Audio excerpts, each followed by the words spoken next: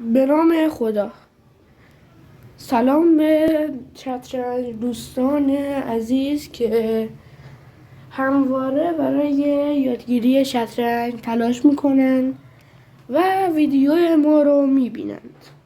از شما ممنونیم که برای ما ارزش قائل میشویم و این فیلم را میبینید. امیدواریم از چیزهای مهمی از شطرنج را بتوانیم به شما آموزش دهیم. در ابتدای این مات سفید E4 میکنه، E5 اسب F3 اسب F6 دفاع از پیاده E5 فیل C4 D6 که کار بدیه و راه این فیل خوبش رو میبنده.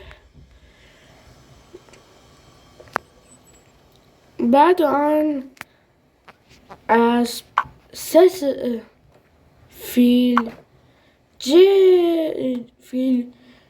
J4 و اما این هم از شروع مات ما.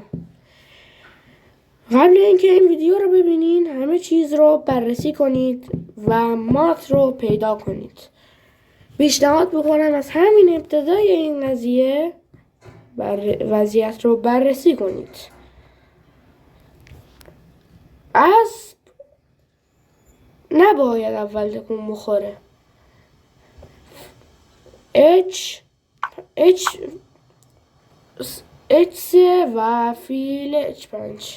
بعد اون با اسب این پیاده رو میزنیم و اگر وزیر ما رو بگیره فیل در F7 شاه در E7 و اسب D5 و تمام. و اگر به جای اینکه وزیر ما رو بگیره اسب ما رو بگیره فیل رو میزنیم و یک پیاده برتریم و اگر فیل ما رو بگیره وزیر B5 کیش و حمله به اسب و اسب رو میگیریم.